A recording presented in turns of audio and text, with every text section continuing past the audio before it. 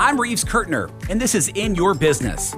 Season 1 of In Your Business is presented by Moses Auto Mall of Huntington, online at mosesmeansmore.com, and powered by the Huntington Regional Chamber of Commerce and Kindred Communications. This week, we're sitting down with Jason Moses, Executive Manager at Moses Auto Mall of Huntington, and we're talking about family businesses. Jason is a third-generation automobile dealer, and he's going to share his story of taking the reins of the family business, the challenges faced, and strategies that have kept Moses Auto Mall not only competitive, but at the forefront of the market. Let's get in your business. So Jason, let's start with, what is your background and your history first in the automotive industry? Let's start there. Okay, well, the Moses family, the tradition is you start by filling the Coke machines. You have your own little business as a 12-year-old where you fill the Coke machines, you order the Coke, you pay for the Coke, and you get to keep the money, keep the proceeds, and as a 12-year-old, you're usually not very good at. I know that I was I upset my father several times because the machines were empty, and my son has continued that tradition. Yeah. So, and my daughter. So that's how you get your start. And then, when I was 16, I worked I basically just was gopher cleaned the parts department, mowed grass, just did stuff. Then one summer I worked in the service department, and another summer I worked in the parts department. And then I believe between senior high school and freshman in college, I sold cars. Okay. For that summer, and I'd do that every summer. And when I came back from college, you could make decent money and have some spending money to go back to school.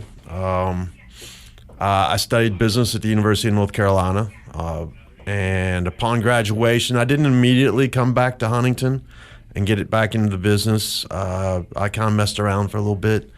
And then decided, I always tell people the number one thing I learned in business school was that I didn't want to work for a big company, that working for myself seemed to make a lot more sense. So understand. Eventually I missed Huntington and came back and got in the business in 97 and been doing that ever since. So, you talk about all the different things that you've done there at the dealership. What were some of your favorite odds and ends types job? I mean, out of selling cars, parts department, stocking up the Coke machine, what was your favorite thing that you always enjoyed looking back on?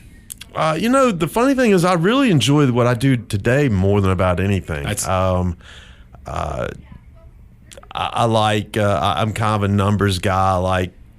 I like crunching the numbers. I like thinking about the big picture. And so that's pretty much the best part of it for me.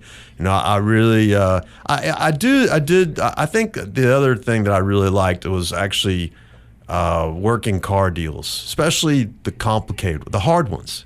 The ones where it's like, hey, these people are upside, they have negative equity in their car and they're trying to figure out how to get to a payment, and they have these needs, and it's like, all right, well, let's see how can we structure this deal to make this work for everybody. And that I always enjoyed that. I like that part too. I do. The challenge of it, and like, hey, we both want to get this done, so let's figure out a way to get this done. I like that.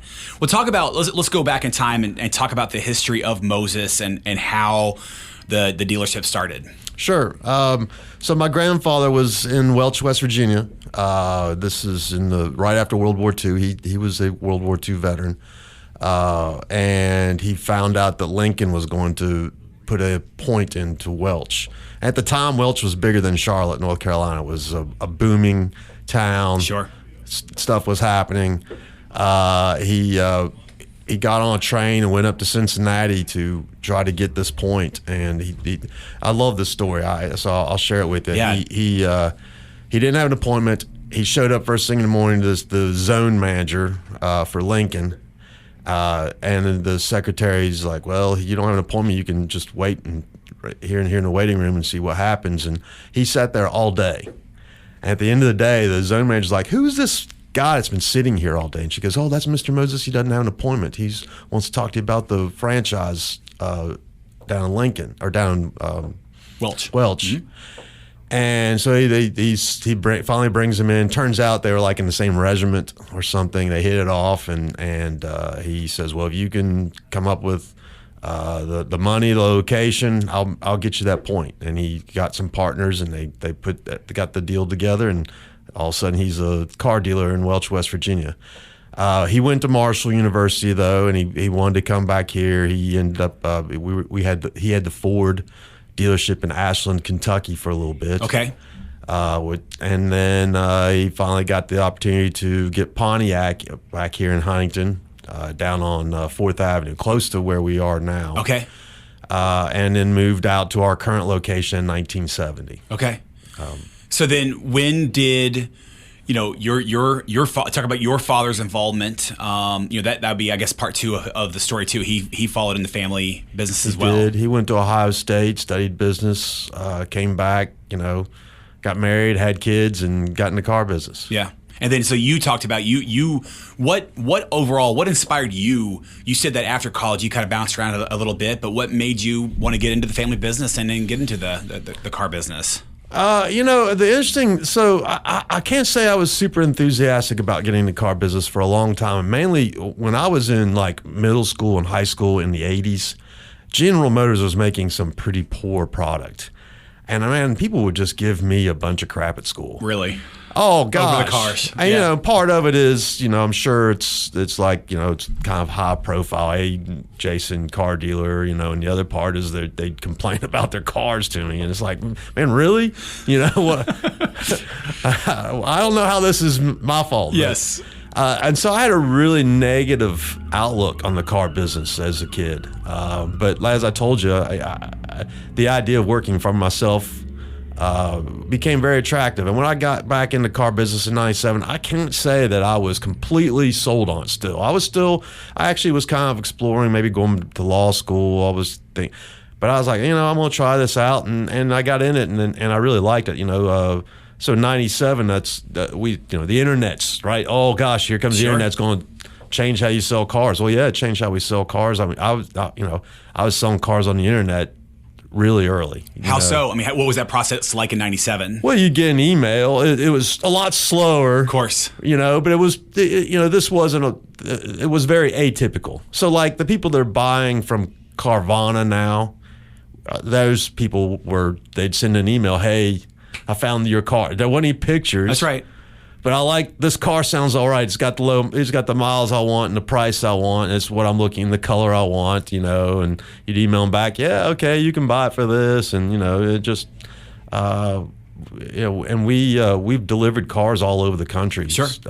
Since that time, and we're not necessarily ahead of the game with anybody at this point, but.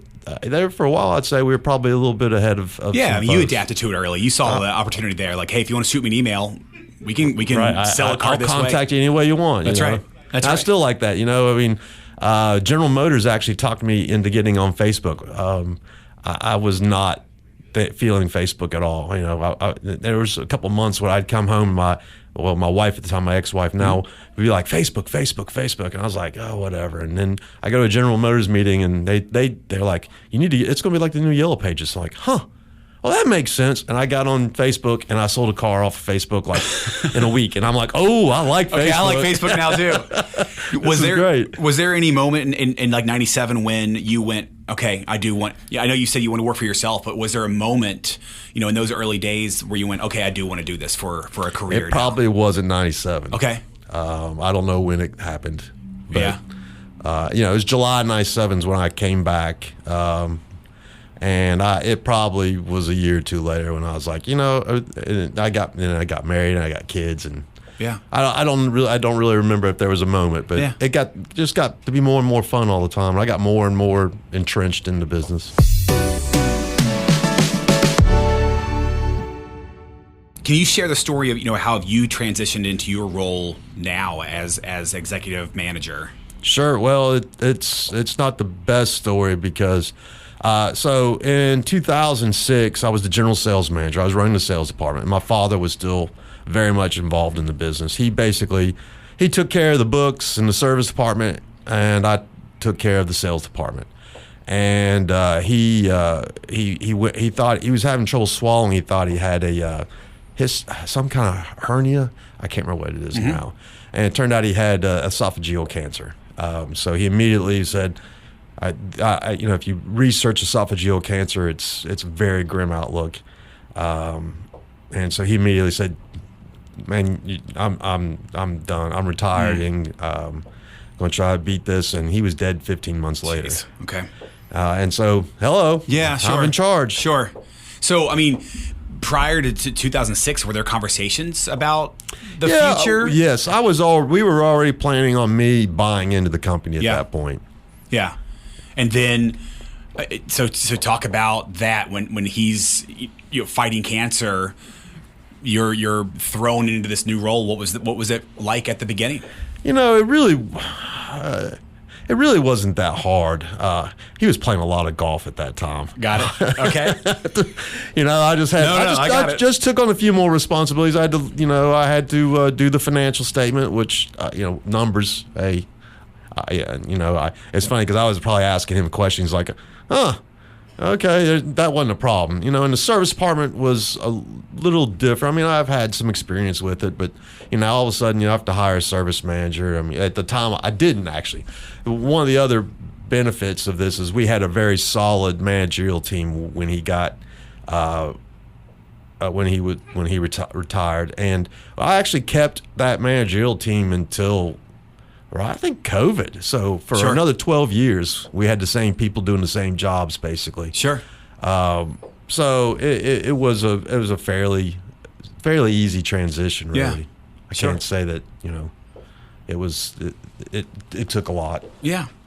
So going back to 2006 to now, the car automotive industry has changed so much. What have been some of the biggest changes that you've seen? And how have you and how has Moses adapted to those changes? It's funny. The car business has changed, but still the same. It's still, people just want to get a good deal on a car, and they want to buy it from somebody that they like and trust, and they know are going to take care of them. So that part really hasn't changed a lot. The cars obviously have changed a lot. GM is making a better car now. Yes, they are. Yes, they are. Everybody's making a better car. It's in the 80s. There's a lot of junk out there. Right. Man, you can't make junk these days. That's right. You make a bad car, it just goes away. That car goes away. That's right. People are smarter now, right? People are smart. Well, there's just so much information out there. Yes. If you don't like your car, and everybody's just gotten better, I think, too. Manufacturing processes improved and technology's improved. The cars are great. All the cars. There's very little differentiators between different vehicles these days. But you talk about people wanting to buy a car from someone they like, and they want a deal, they want a good car. But you mentioned Carvana earlier. I mean, you do, and I know that company's having issues right now. Oh, yeah. Right? But I mean, where do you think that model fits into the world of still going to the lot, talking to a car guy? The number one thing Carvana has right now is they have a very solid digital retail platform. Their software. You go online and it's very easy to buy a car from them. But the problem is most people don't want to buy a car that way. Most people want to touch it and drive it. Most, Yes. the number of people that are willing to buy it sight unseen is growing every day. There's no doubt about that. Sure. But it's gone from like 5% to 10% to 15%. Maybe it's up to 20% now. So 1 out of 5 wants to buy it that way. The other 4 want to buy it the old way. That's right. And when I say the old way, I'm sure that we can improve our process, that we can improve on how we interact with those people. All retailers can do that. But for the most part, they want to talk to a person and they want to drive the car before they buy it. That's right. Do people, I know when I've bought a vehicle, I've already had it pretty much picked out before I went. I did want to see it. I did want to touch it, but going to the website. That's very common. Yeah. Do people still just go blind? Haven't looked at a car. I'm just going to walk around the lot and see what you got. I would say those people are less. They're less numerous than the people that just buy sight unseen. Yeah. I mean, there's probably 1%, 10% tops, somewhere around there. Sure. But it's interesting. Back in the pre-internet, people visited like 3 or 4 dealerships before they bought a vehicle. Sure. That was like industrial average, right? A statistic. Now it's 1.2 or 1.3. Right. And I always tell people the only reason they go to the second one is because the first one messed up. That's true. You know, Right. they would all like to just go to one. Yes. But sometimes you go in and either the story's not exactly what you saw online, or the salesperson just did a really poor job with that person, and they're like, I'm not buying this car from this person, and they go to the next place. That's right. So we're 80 years. I'm not really good at math, but we're close to 80 years with the history of Moses, right? 76, I think. Okay. And you mentioned, you said you had pretty much the same management team after up until COVID. Mm-hmm. How has Moses had in a work environment like that, where you've had employees stick with the business for such a long time? Well, my feelings are, we try to treat people like family. Family values are important to my family, and we're not perfect, but most of the time, we try. I try to take care of the folks that take care of us and take care of my customers. And I feel like we've done a pretty good job, and that's why people stick around. Are there like Moses automotive values, like family values that you think's been passed for those 76 years or so? Well, so we went through we hired a business consultant and one of the things that we had to do was identify core values. And the three core values for my store, personally, are hustle, integrity, and caring. And when we went through that process, they're like, well, just think of someone that represents your store, and then pick out their attributes. What makes them? Why do they work? And we talked about my father and a guy that's been with us. He's retired twice, I think, and he's still working for me. Right. Frank Donnelly. He's been with us for forever. And we just come up with, man, these people hustle. Frank is the epitome of hustle. They care. They care about people. They care about other people. And in integrity, we do what we're going to say. What we say we're going to do. Right. So, we've tried to find people that have those same values. And if you have those same values and you want to work, then you typically fit in. What percentage of your customers are repeat customers? Oh gosh, I don't know the percentage, but it's high. Yeah. I mean, and again, that's going back to the car lot thing. If they went to 1.2, you screwed it up. But if you get it right the first time, they'll come back for the next one. Or their kids' car. There's all kinds of statistics out there saying that if you get your vehicle you're very likely to buy your vehicle wherever you get service, which makes sense, right? That's right. And you're very likely to service you're less likely to service the vehicle where you buy it. It doesn't quite work the opposite. Yeah. Is what I'm trying to say, but so a lot of our customers, they've been buying their vehicles and getting them serviced from us for a long time, and that's our core customer base. On the history, having a family dealership, again going back 76 years or so, it's rare, right? I think rarer these days. Huntington's got a couple of families like that in our tri-state area that are second, third generation and so forth, but. We see guys and acquiring other dealerships and things like that. But, I mean, do you think that matters? Like that history, that name and that history matters in this area? Do people care about that still? I think it matters in any community. When you see that stability, it just makes you feel good. I mean, if nothing else, if you don't know me, if you don't know my family, but you know that we've been in business for 76 years, like those people are probably doing something right. That's right.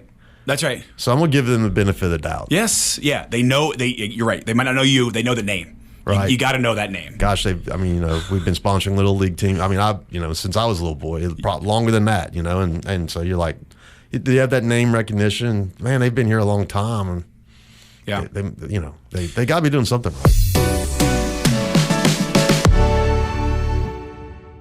Talk about that, community involvement. What things do you all do, for the community, and why do you do it? You mentioned little league teams, high school, Marshall. What all do you all do, and why is that important?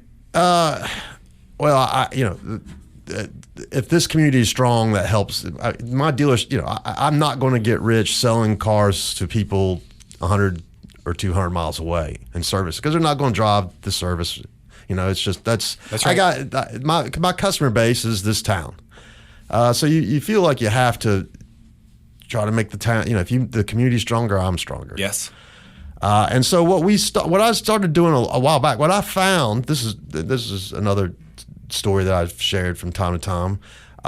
You know, I started to realize that when people ask me to contribute to a cause or an event or whatever, if they caught me on a good day, I mean, it could be the worst charity out there, and I'd write them a check. And if it was they caught me on a bad day, it could have been Mother Teresa herself could walk in, and I'd just say, beat it, lady, I'm busy, which is a terrible way to make decisions. That's right.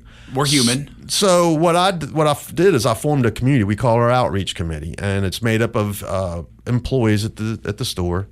And we have meetings every other Wednesday, and when I get and ask, we talk about it in the committee, and, I like that. And we try to, we've polled our the rest of the team, even the people that aren't on the outreach committee. We've polled them to say, hey, what groups are important to you? What do you like that we've done in the past? What don't you like? And we've got them rated and what we've done in the past, and so we when we get an ask, we talk about it as a group, and we decide if that's something we want to do, and do we feel good about the organization? Do we feel good about the event? And we just try to make our best decision. I like that. You talk about challenges. How did you all deal with with COVID? Auto dealers were able to stay open, service, we're essential business and so forth. But how did you deal with just the beginnings of COVID? And I know COVID has led to other problems with supply chains and so forth, but just COVID itself, how are you able to handle all that? When it looked like I think it was March and April of 2020 were two of the worst months I've ever. April was, nothing was going on. Business-wise? Business-wise. Oh, yeah, trust me. It was just like shut down central. Now, May, June, all of a sudden things went crazy again. But, the number one thing when that started, I was like, I'm not letting a single person off. We are going to work. If there's no customers, we're going to paint or we'll train or we're going to do something. I am not going to pay people to stay home. That's right. I don't believe in that. I believe in working. We're going to be here and we're going to work. I'm not going, and everybody's still, no, I'm not laying a single person off. Yeah. Of course, it was very short lived, and all of a sudden we were hopping again. Oh, that's right. I know. Which is great. That's the way it's supposed to be. People are not made to be locked into their room, in their rooms. They're made to get out and do things. That's what we're here for. Any other challenges that you've had, over your 15, 17 years of being involved in the deal, again, in this role now? Well, just some, there's these crazy, the cash for clunkers, man. I'm follically challenged. And I think it was from Cash for Clunkers. Refresh everybody's memory. I remember the name. I kind of remember the program a little bit, but please. You could bring in a vehicle that got poor gas mileage and buy a vehicle that got good gas mileage. And we would give you like very good money for this vehicle that's not worth very much. It was government subsidy. It didn't even have to. Did it have to run? I can't even remember. Right, I know. Yeah. But anyway, and this is like in response to like the 2008, 2009 recession, right? Well, it was the gas. Okay. Yeah, in a recession. Yes, that's right. Yeah. And man, I was just so nervous about the government actually paying me. Okay. You had to fill out this documentation. Oh, and you had to submit it all online. It was very stressful, and I personally submitted every single deal to the government because it's like $3,500-$4,500, which was the whole car deal. That's right. Yeah. If I don't get that money, I went backwards on every single one of those deals. Right. And we were just sold out of Nissans. We were almost completely sold out of Nissans because they were all pretty fuel efficient at the time. I remember this. Truck of Versas came in, and people came in the next day. It's like, hey, we saw you got a truck of Versas in. It's like, you had a white one. I was like, yeah, we already sold it. You had a blue one too. It's like, well, we sold that one too. And right. I go, oh, there was a silver one. I was like, yeah, we'll take that one. Okay. Right. Just these vehicles just flew off the lots. Again, that was right after 2006, when you transitioned into this role too, all at the same time. That's right. So what did you work with your grandfather? No, my grandfather was already retired. Okay. When I started working there. Learn anything from him though? Just growing up? Oh gosh. Oh man, my grandfather was a firecracker. Yeah. What about your dad? The main things I think I learned from both of them were more about not so much business, but values. Do what you say you're going to do. Sure. take care of your family. Right. You know, my father was a great father. Yeah, yeah. You imagine, I mean, going back to 1945, 46, whatever year it was, in Welch, West Virginia, and was he married when he put that dealership in? I'm pretty sure, yeah. You imagine, I mean, I don't know, just imagine that conversation. Hey, we're going to put a Lincoln dealership here in Welch, West Virginia. And I understand that town was booming back then, but that's a gamble. I mean, it is. Well, right? You know, anytime you open, I don't care what kind of business you open, when you put your name on the line and start your own business, you're taking a risk. You're taking a gamble. Yeah. You know, especially something new, again, you know, like that too, where you know, the car business was blowing up back then too, like that, right. That way too. What's the future look like? What's your plans with the dealership? I know you have 2 children in college. Or do they have any interest in the? My son says he's going to be better at this than I am. Right? He may be right. No, that's okay. I hope he is, right? I'm rooting for him. That's great. How's that make you feel when he says that? Has he worked at the dealership already? He's done the Coke machines. Yeah, he started there at the Coke machines. Yeah, he's done the Coke machines. He's worked there a little bit. You know, my ex-wife and I have a little difficulty trying to. In the summers, it's like we both want to take them on vacations. They got stuff going on, you know, and I can't have them work 2 days a week. You know, I mean, it's hard to find a job for him at the dealership where he's only there 2 days a week. That's both right. of them. So they've worked down there for a little bit, not as much. You know, I work basically 40 hours a week in my summers, but that's right. That was a different situation, different time. Yeah, but that's good. That's good that he's interested in that. I mean, he's definitely my daughter at this point is not interested. But right. You know, things can change there too. You never know. You weren't either. I wasn't either. That's right. So, but that's good. I mean, same way. I didn't know what I wanted to do at that age. So there's obviously still time too. So, anything else that let me ask you this: when you're working with your dad, you know. He ran the show. I know you said he was kind of golfing a lot there at the end. And there's nothing wrong with that. But he was the one signing the checks and so forth. But how did you deal with different opinions that, hey, I think we should do it this way? Well, I decided very early on, our relationship was great, and I wanted to keep it that way because I'd heard stories about him and my grandfather having problems. So I decided very early on that I would rather sink with the ship than to blow up our relationship. That's right. And we never really had any run-ins, and I don't know if that's, if we disagreed, just like, okay, but I really don't even remember disagreeing on a whole lot of stuff, to be honest with you. Yeah. We had a great time. Yeah. This has been In Your Business. I'm your host, Reeves Kurtner. Thanks for listening. If you enjoyed this podcast, please like, subscribe, share, and even leave us a review. Season 1 of In Your Business is presented by Moses Auto Mall of Huntington. MosesMeansMore.com, and powered by the Huntington Regional Chamber of Commerce and Kindred Communications.